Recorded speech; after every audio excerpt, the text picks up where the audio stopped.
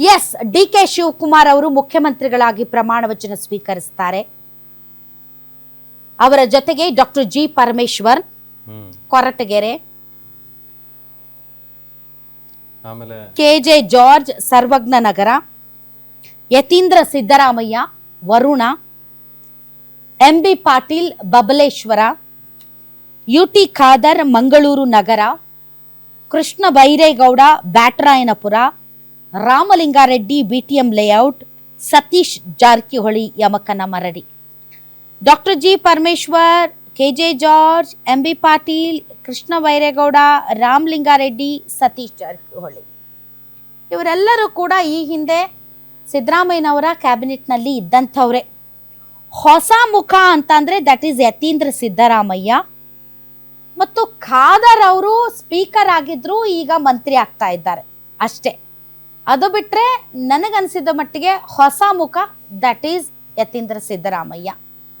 So ಹಳೆ ಸಚಿವರು ಯಾರಿದ್ದಾರೆ ಅವರೇ 8 ಜನ ಈಗ ಮತ್ತೆ ಡಿ.ಕೆ. ಶಿವಕುಮಾರ್ ಅವರ ಜೊತೆಗೆ ಪದಗ್ರಹಣ ಮಾಡ್ತಾರೆ. ಸೊ ತುಂಬ ಆಶ್ಚರ್ಯ ಪಡುವಂತಹ ಹೆಸರು ಏನೂ ಇಲ್ಲ. ಯತೀಂದ್ರ ಸಿದ್ದರಾಮಯ್ಯ ಯಾಕೆ ಅಂತ ಯಾರಾದರೂ ಕೇಳಬಹುದು, ಬಿಕಾಸ್ ಆಫ್ ಸಿದ್ದರಾಮಯ್ಯನವರು. ಸೊ ಅದಕ್ಕೂ ಮೀರಿ 8 ಜನಗಳಲ್ಲಿ ಯಾವುದೇ ಆಶ್ಚರ್ಯ ಇಲ್ಲ. ಯು.ಟಿ. ಖಾದರ್ ಅವ್ರ ವಿಚಾರದಲ್ಲೂ ಅಷ್ಟೇ. ಯು.ಟಿ. ಖಾದರ್ ಮಂತ್ರಿ ಆಗಬೇಕಾಗಿತ್ತು, ಪಕ್ಷ ಅವರನ್ನ ನೀವು ಸ್ಪೀಕರ್ ಆಗಿ ಅಂತ ಹೇಳಿದ್ರು. ಅವರು ಸ್ಪೀಕರ್ ಆಗುವಂಥ ಸಂದರ್ಭದಲ್ಲೂ ಕೂಡ ಭಾಳ ಜನ ಅವ್ರನ್ನ ಟೀಕೆ ಮಾಡಿದ್ರು.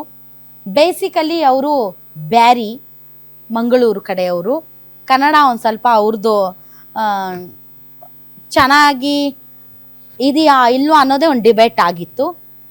ಬಟ್ ತುಂಬ ಅದ್ಭುತವಾಗಿ ಅವರು ಸ್ಪೀಕರ್ ಆಗಿ ಕಾರ್ಯನಿರ್ವಹಿಸಿದರು. ಆಮೇಲೆ ರೀಶಫಲ್ ಟೈಮಲ್ಲಿ ನಿಮ್ಮನ್ನ ಮಂತ್ರಿ ಮಾಡ್ತೀನಿ ಅಂತ ಹೇಳಿದ್ರಂತೆ. ಆ ನಿಟ್ಟಿನಲ್ಲಿ ಈಗ ಅವರನ್ನು ಮಂತ್ರಿ ಮಾಡ್ತಾ ಇದ್ದಾರೆ. ಸೊ ಯಾವುದೇ ಆಶ್ಚರ್ಯ ಪಡುವಂತಹ ಹೆಸರುಗಳಿಲ್ಲ. ಮುಂದಕ್ಕೆ ಹೋಗೋಣ. ಇನ್ನು ರಾಜ್ಯ ಕಾಂಗ್ರೆಸ್ನಲ್ಲಿ ಡಿಸಿಎಂ ಹುದ್ದೆ ಹಾಗೂ ಕೆಪಿಸಿಸಿ ಅಧ್ಯಕ್ಷ ಸ್ಥಾನದ ವಿಚಾರದಲ್ಲಿ ಯಾರಾಗ್ತಾರೆ ಅನ್ನುವಂತ ಕುತೂಹಲ ಕೂಡ ಹೆಚ್ಚಾಗ್ತಾ ಇದ್ದು, ಹೈಕಮಾಂಡ್ ನಲ್ಲಿ ಇದಕ್ಕೆ ಸಂಬಂಧಪಟ್ಟಂತ ಕಸರತ್ತು ನಡೀತಾ ಇದೆ. ಲೋಕೋಪಯೋಗಿ ಸಚಿವ ಸತೀಶ್ ಜಾರಕಿಹೊಳಿ ಮುಂದಿನ ಕೆಪಿಸಿಸಿ ಅಧ್ಯಕ್ಷರಾಗಲಿದ್ದಾರೆ ಎಂಬಂತಹ ಮಾತುಗಳು ಕೂಡ ಕೇಳಿ ಬರ್ತಾ ಇದೆ. ಇನ್ನು ಡಿಸಿಎಂ ಹುದ್ದೆ ಗೊಂದಲ ಹಿನ್ನೆಲೆಯಲ್ಲಿ ಪರಮೇಶ್ವರ್ ಮತ್ತು ಎಂ.ಬಿ. ಪಾಟೀಲ್ಗೆ ಹೈಕಮಾಂಡ್ ನಾಯಕರು ಬುಲಾವ್ ಕೊಟ್ಟಿದ್ದು ಅವರು ದೆಹಲಿಗೆ ತೆರಳಿದ್ದಾರೆ. ಈಗಾಗಲೇ ಹೈಕಮಾಂಡ್ ತೀರ್ಮಾನದಂತೆ ಅವರು ಸ್ಟೆಪ್ ಡೌನ್ ಆಗಿದ್ದಾರೆ. ರಾಜಕೀಯದಲ್ಲಿ ಒಂದು ಇಳ್ಳೇಬೇಕಾಗ್ತೈತೆ, ಅದು ಯಾವಾಗ ಇಳ್ಳೇಬೇಕು. ಅವರು ಒಪ್ಪಂದ ಆಗಿದ್ದ ಪ್ರಕಾರ ಹೈಕಮಾಂಡ್ನಲ್ಲಿ ಸೂತ್ರವನ್ನು ಪೂರೈಸಿದ್ದಾರೆ. ಅವ್ರ ಜಾಗದಲ್ಲಿ ಡಿ.ಕೆ. ಶಿ ಅವರು ಬರ್ತಾ ಇದ್ದಾರೆ.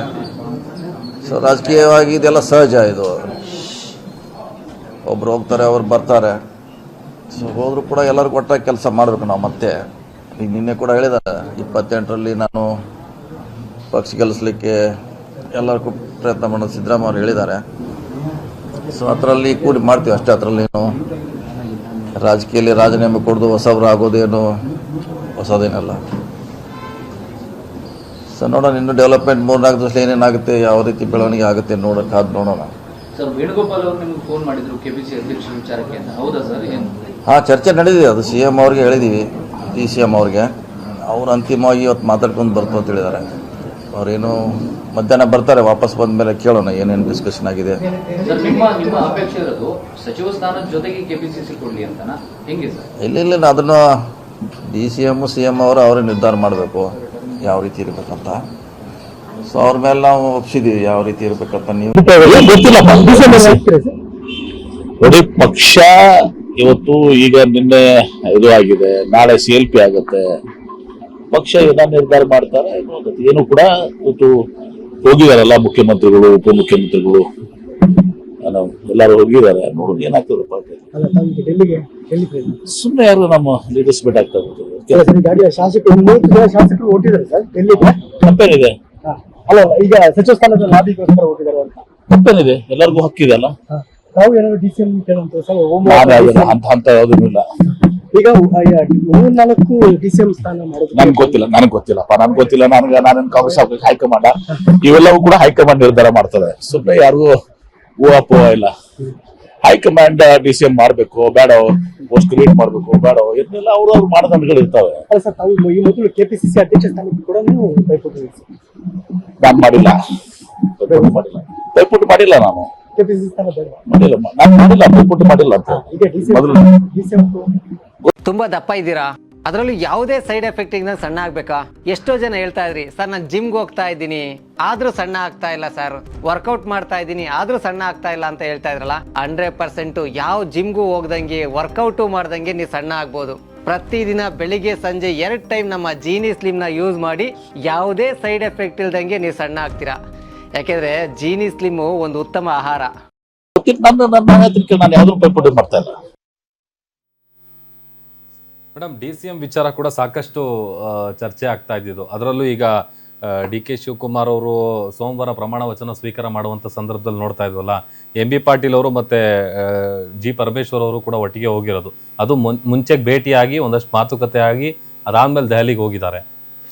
ಎಸ್, ಈಗ DCM ಬೇಕಾ ಬೇಡವಾ ಅನ್ನೋದೇ ಅತಿ ದೊಡ್ಡ ಚರ್ಚೆ. DK ಶಿವಕುಮಾರ್ ಅವರು DCM ಬೇಡ ಅನ್ನುವಂಥ ಪಟ್ಟಿ ಹಿಡಿಯುವಂಥ ಸಾಧ್ಯತೆ ಇದೆ. ಆದರೆ ಮುಂಬರುವ ಚುನಾವಣೆಗಳನ್ನ ಗಮನದಲ್ಲಿಟ್ಟುಕೊಂಡು ಬಹಳಷ್ಟು ಜನ ಈಗ ನಮ್ಮ ಸಮುದಾಯಕ್ಕೆ ಯಾಕೆ ಮುಖ್ಯಮಂತ್ರಿ ಸ್ಥಾನ ಕೊಡಬಾರ್ದು ಅನ್ನುವಂಥ ಕೂಗು ಎದ್ದಿರೋದ್ರಿಂದ ಅವರೆಲ್ಲರನ್ನು ಸಮಾಧಾನ ಮಾಡಿ ಅವರು ಪ್ರತಿನಿಧಿಸುವ ಸಮುದಾಯಗಳನ್ನು ಕೂಡ ತಮ್ಮನ್ನ ಬಿಟ್ಟು ಹೋಗಲಾರದ ರೀತಿಯಲ್ಲಿ, ಉದಾಹರಣೆಗೆ ಲಿಂಗಾಯತ ಸಮುದಾಯ, ಇದೇ MB ಪಾಟೀಲ್ ಅವರು ಕಳೆದ ಬಾರಿ 2013ರಲ್ಲಿ ಕಾಂಗ್ರೆಸ್ ಪಕ್ಷ ಅಧಿಕಾರಕ್ಕೆ ಬಂದಾಗ ಲಿಂಗಾಯತ ಮತ್ತು ವೀರಶೈವ ಬೇರೆ ಬೇರೆ, ಲಿಂಗಾಯತ ಪ್ರತ್ಯೇಕ ಧರ್ಮ ಆಗ್ಬೇಕು ಅಂತ ಸಿದ್ದರಾಮಯ್ಯನವರ ನೇತೃತ್ವದಲ್ಲಿ ಒಂದು ಟ್ರೈ ಮಾಡಿದ್ರು.